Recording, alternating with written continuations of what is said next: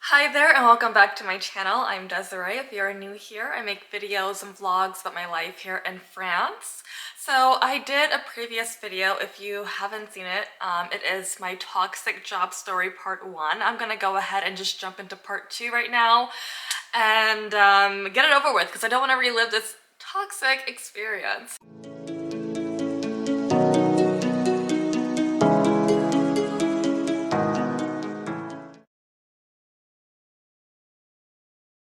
Let's just go ahead and dive right in. I requested to have a meeting with Nadia, who is the directrice of this small family company, concerning the fact that I live really far and I really wanted to find a solution to the distance. So my commute to work was about 1 hour 20 to 1 hour 30 minutes. And I wanted to see if I could probably find a solution to make it a bit easier for me. I got to work at around, let's say, 7:30 a.m. when I started work at 9 a.m. So I would literally be there going in early, maybe talking to the coworkers or working early or staying in my car and sleeping or doing whatever. You know, I just had a lot of empty time. It was kind of frustrating for me, but at the same time, I knew that it wasn't their problem, it was my problem. But I wanted to have a meeting with Nadia anyway, just to see if there could be like some middle point or something. Okay, so anyways, I had a meeting with her and she told me, you know, like, sorry, you know, it's not possible for you to start working earlier because the hours, the fact that you talk to people in different countries and the hour difference, it's just not going to work. So we have to keep you working at 9 a.m. I'm so sorry, like, you're not the first person who asks, but we can't really change just based on one person's situation, blah, blah, blah, blah, blah. That I totally understood. And respectfully, she told me, you know, just let me know because I want to give you a long-term CDI contract for you to stay here. But now that we are talking about the distance that you have to drive, this is a precarious situation, so you will just have to confirm with me if you can stay or not. Cool. I was fine with that. I respected it. I said, okay, well, this is my cross to bear, my burden to bear, and at least now we're pretty much clear.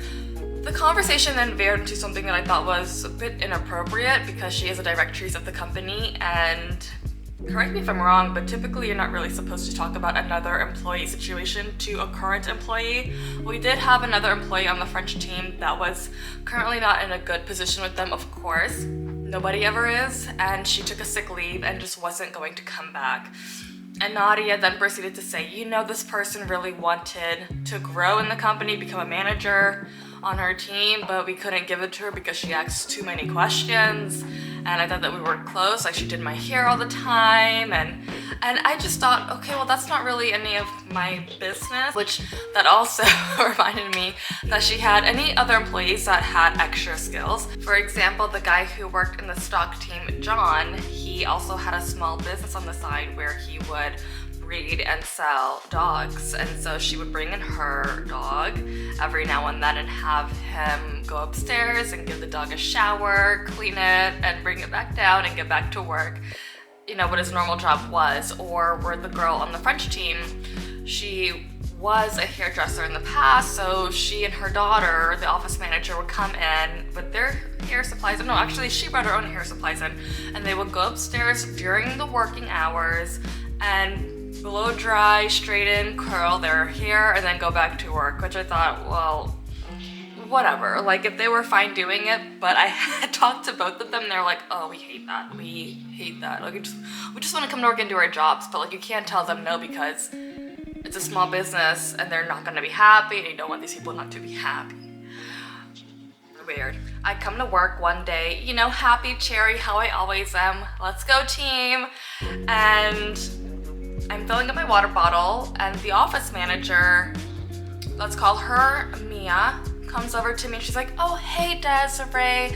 So we have a new English, you know, person to join you. She's French, but her English is like she's from the UK. Do you mind training her for me?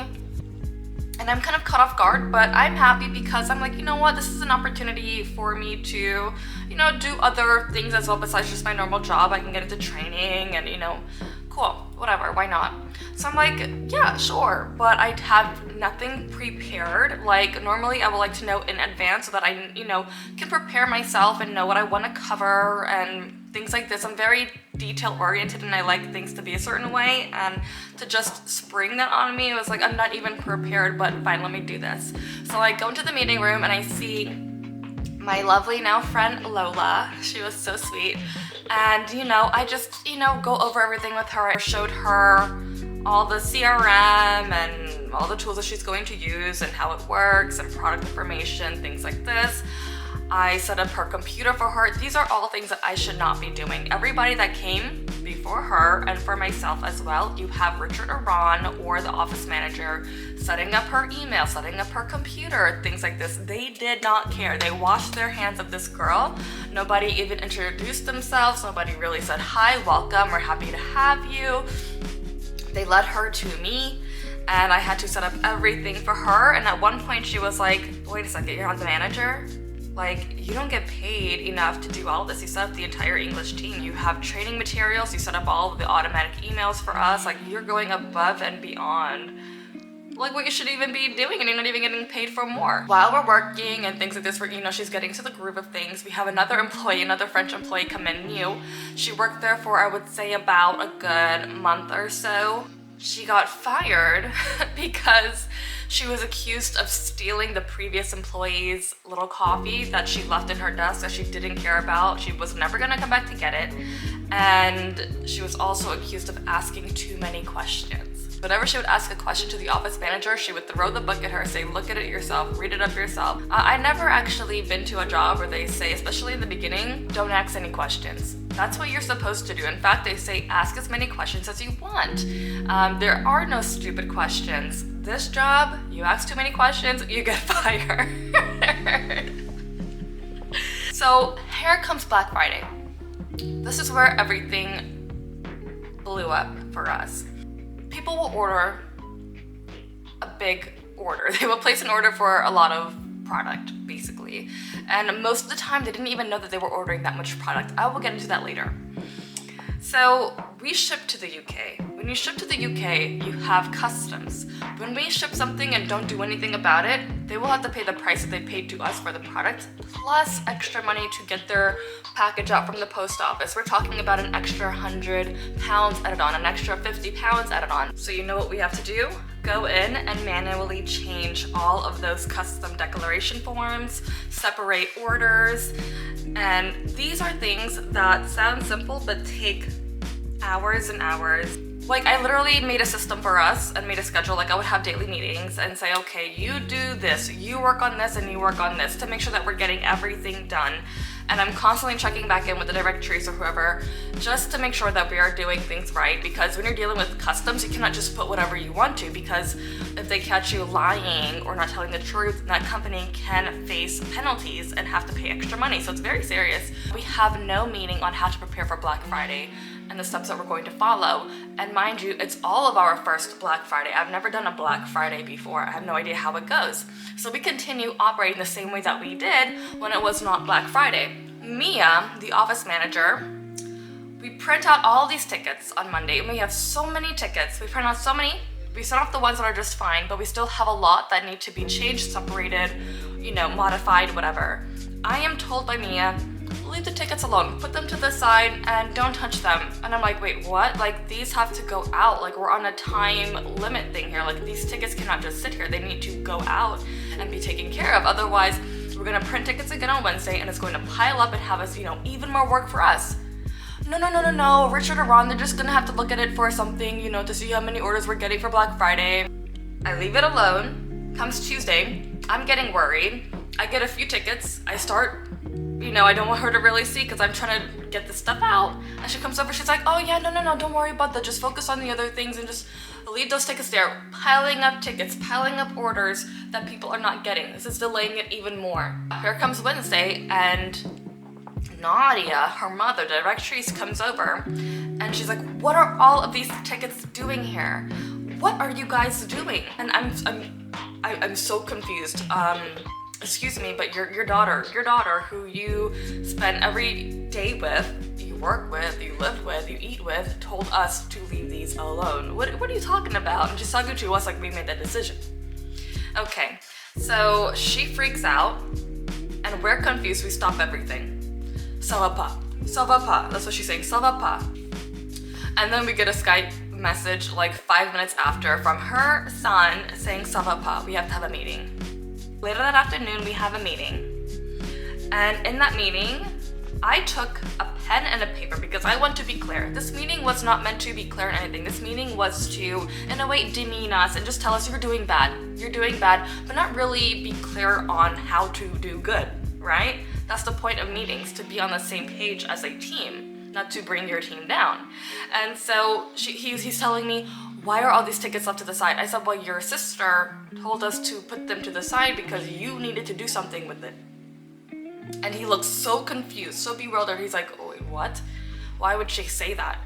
And then there was yet another point of contention where Nadia, the directrice, told us, because we don't want to pass a certain price amount, so if they order too much, then let's refund them a little bit of their money and then, adjust the package or whatever, something like this. And so we told them in the meeting, like, your mom told us to refund the people and then, change the order. And they were like, what? No. Did you do that? And I said, no, because it didn't make any sense. They were like, oh, thank God. Don't do that. And that cannot be true. I'm sure you guys are lying. My mother would never say this. So they accused us of lying, saying that it was our fault for messing up, when it's their fault with bad communication, no leadership skills, horrible management skills. And it's our fault. Okay, yeah, sure. I left that meeting really feeling upset because I was the one that was there the longest and trained and helped these guys along with the team. And they're like, Desiree, like, we're really, upset you're not really managing your team properly. Of course, when you're dealing with toxic people, it's never their fault, right? They always want to blame it on someone so that they don't have to take any responsibility whatsoever. And my coworker Lola, she was like, no, Desiree actually really trained me very well. She's wonderful in her job. Like, they're like, yeah, but no, ça va pas. I was up to here because everything I've done for this company wasn't even recognized. It was everything you're doing wrong, and it wasn't even our fault. Like, it's their fault. And that led to a level of frustration that I just could not handle, because before this, I was so committed to staying there and working there long term. And after this meeting, I went back to my desk and I was so bothered, so upset. I don't cry when it comes to things like this. I don't care normally because I don't take it personally. I literally don't care. And I was just so frustrated of how much I put into this company that I went back to my desk and I was livid to the point where I was literally about to cry. And my French coworker, like, everybody saw it. And like my French coworker, she was so sweet. She came over and like gave me a kiss. She was like, it's gonna be okay. Like, I understand if, you don't really want to stay in this environment anymore. Like, I get it. Like, it's gonna be okay. And everybody understood how frustrated I was because they were equally as upset. During that meeting, before I left, it was made clear that they were going to send us clear instructions on how to modify the declaration documents and the pricing and things like this, so that we're all on the same page. So here comes the following day, and I message Richard and I'm like, hey, we're waiting for that, document so that we know the instructions to follow. Can you please send it to us because we're gonna start our day right now? He's like, yeah, I'll send it to you this afternoon. And I get nothing. Second day rolls around and I'm like, hey, Richard, so we're getting started again, like, you were going to send it yesterday, but we really need this so that I know what we're doing, so we're on the same page. So he was supposed to send a document clearly describing everything, this fool. I'm gonna call him a fool. Literally, this is the point where I knew I couldn't take anybody there seriously. In a Skype response, he sent a bunch of confusion typed together. Nothing was really clear. The numbers were not adding up really. Like, however he was saying to do things was just basically like someone texting you. And we had to ask maybe about 10 questions so that we can be clear on what he was trying to say. Fool. Then he says, okay, we're gonna have another meeting so that, we can all be on the same page and that nobody can say that, Nadia said this or Mia said that. And I'm like, well, what are you talking about? Like, nobody can say that. This is what's happening. Like, who are you? Like, why are you talking to like a child? Like, nobody can say that this person said this or this person said that. Like, what? So what that was that when I was asking him questions, he was going to his mommy and asking his mommy, oh, so what should I tell them? And I've already made up in my mind that I do not want to stay here anymore. I'm looking for other jobs.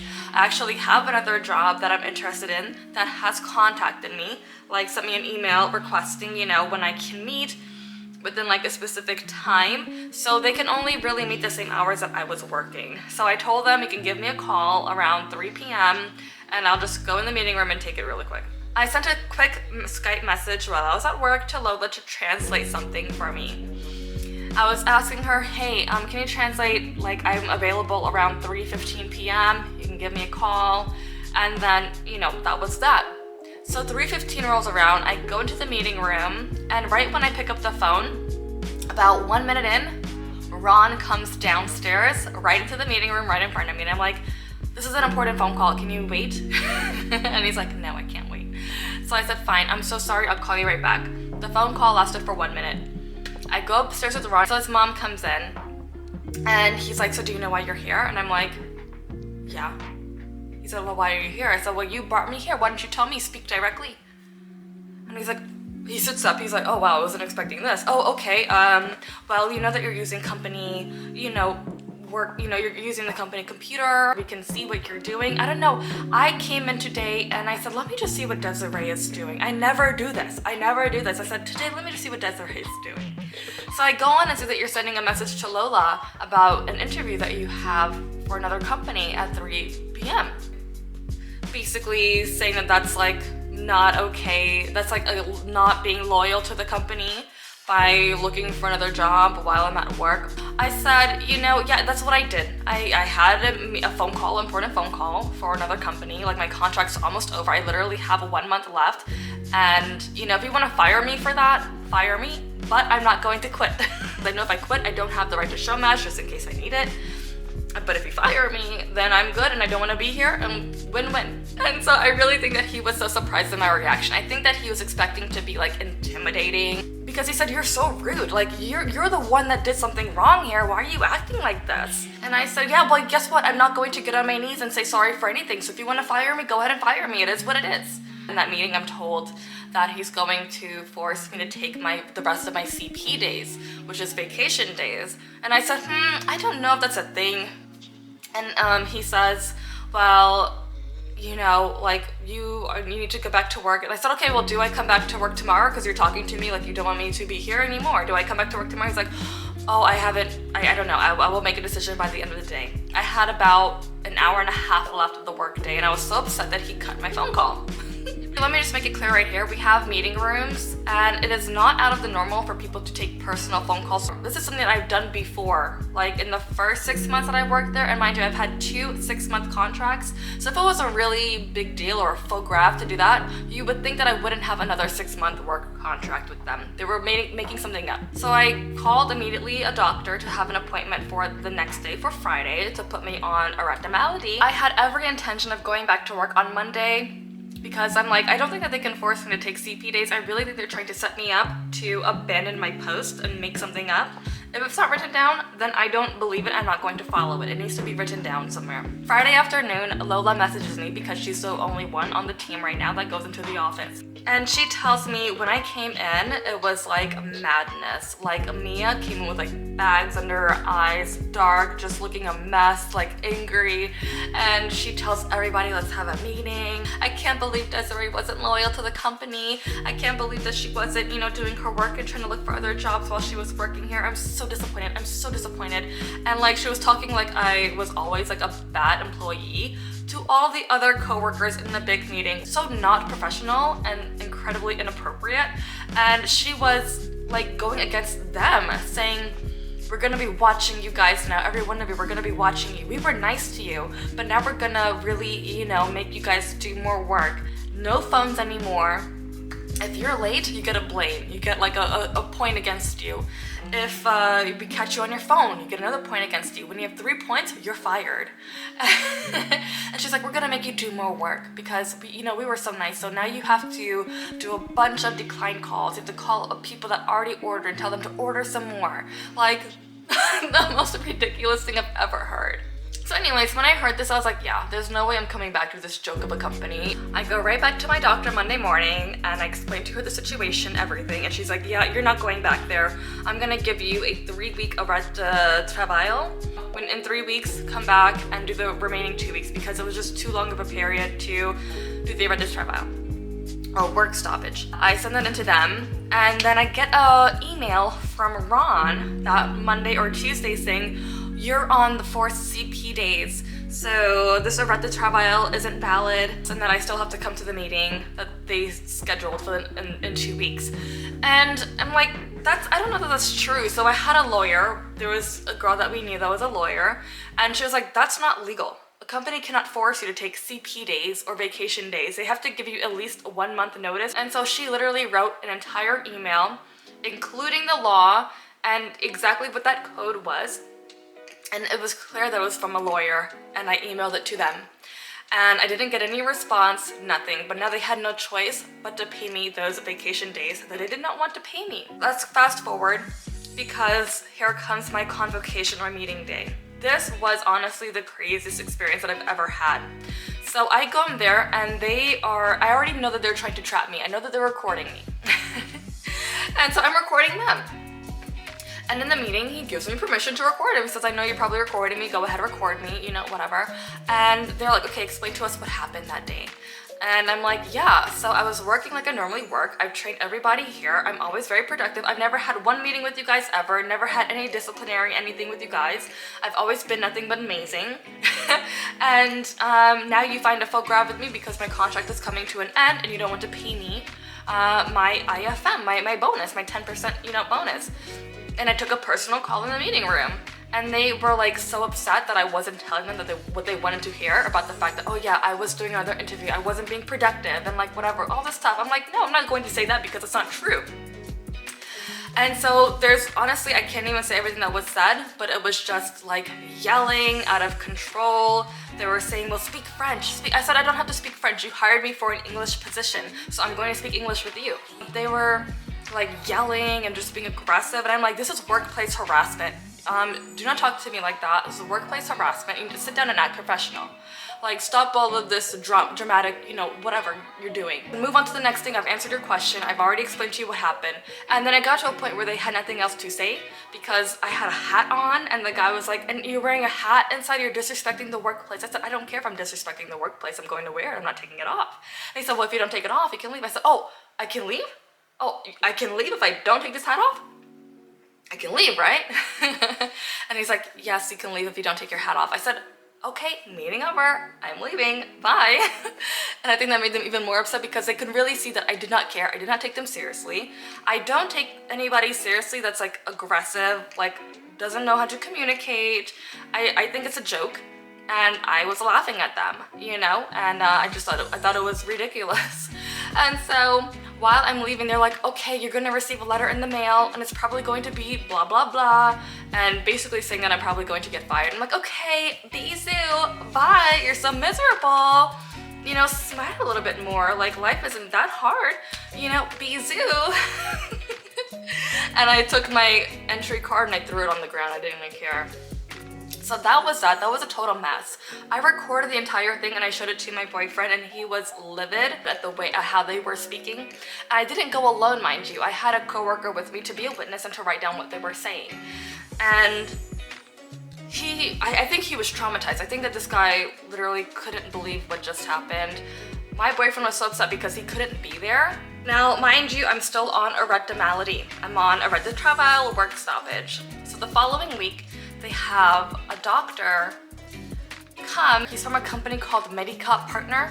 Medica Partner, I didn't realize at the time, but it's basically a group of doctors that have gotten together to literally stop work stoppages. So it doesn't matter the reason why you're on a work stoppage, they just want to stop it and have people not receive the money that you would receive from that, you know, from the Social Security. But these doctors are not with the Social Security, at least the one that came to my home. Normally, the only person that can decide that is a doctor from the Social Security. And anyways, we let him in. We had no idea who this doctor was or what his motive was until we saw how cold he was when he came in. He was like, okay, let me know what's going on. Why are you on a work stoppage? I told him. He's like, yeah, but you're not on any medication. Are you really stressed? You're not on any medication.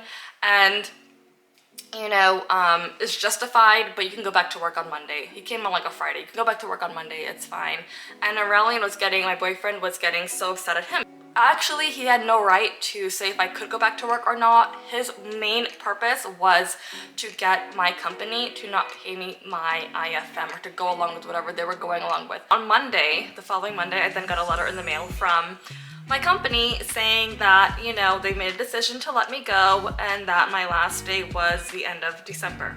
In a way, I felt a weight lifted off of my shoulder because I knew that I was just done with them and I didn't have to deal with them anymore. Mind you, what I did find out was the fact that they were watching me for 1 week without my knowledge. So after all this went down with this company, I then went to go meet with a lawyer. The first meeting with the lawyer cost about 150 euro. I explained everything to her, sent her all the documents, you know, that she requested, and I felt really good about it because she's like, if you go to the Prud'homme, you're gonna win more money probably than anything that you are, you know, than you would normally be getting from these people. Now, the only thing was is that if I wanted to continue to get her help, I would have to then pay 250 euro an hour and then go to the Prud'homme. I would probably invest about 2,000 into it. And I'm like, I've already went through a headache with these people. Do I really want to spend the time and the money going through it again? I don't know. I'm in a point right now where I'm still kind of on the fence. I think that I skipped some steps and maybe it's possible that I would not have to pay that much money for a lawyer to deal with this. So I will see and decide that later. However, I did go out to drinks with all of the old coworkers, and it was there that I really found out more information about this company and like how it was started, and it just seemed so bizarre to me. So this family wanted to find a way to make money. Before they had a restaurant, the restaurant didn't work, not surprising. And so they played around in different things and finally a health supplement company stuck. It was just like an easy way to make money for them. They don't care about people's health, they don't care about people, they just want to make the money. They make up these ridiculous claims about the supplements that they sell. So one of them is for the eyes, and they literally made a claim that it can cure or reverse blindness. Now, the editing team, the video editing team, had a meeting with them saying, we cannot put this in the video. We can go to jail over these false claims. You cannot do this. They had to literally convince them to leave that out of the video. They would blame the oldest, most loyal employees that were there for the reason why everybody else was unhappy with their company. Why are they saying hi to me? Why aren't they smiling when we come in? Nobody likes you because you don't even interact with anybody. Like, you don't speak to anybody, you're so cold. This company was incredibly bizarre and morally just wrong. They would have people buy £199 worth of product and add another £144 order onto it, and they wouldn't know because there's a big button that says yes, add the extra product to my order, whereas in tiny little writing that older people cannot see, no thank you. They don't know how to get out of it, and so they end up adding more product to their order and end up spending around £350 for this product. And they don't realize that much money has been deducted from their account until a week later, and then we have to deal with it. And they were perfectly fine with that, and they were so against giving refunds and, like, you know, making it hard for people to get their refunds. Honestly, we are all so happy to be done. We are all so happy. Right now, there's only 3 employees left working for them, and they actually had recently another American come and work for them. And that guy quit the second day. He just wasn't having it. And now I am just looking forward to moving on. And I'm so happy to have met my wonderful coworkers that are now friends. We hang out every week, and I'm so happy to have that, you know, from working here. Besides that, I can leave everything else in the past, and I'm gonna end it here, so I don't want to go on any longer. Anyways, thank you so much for watching this video, and I will update you as I go on, and I will see you in my next video. Thank you so much. Bisous, bisous. Bye.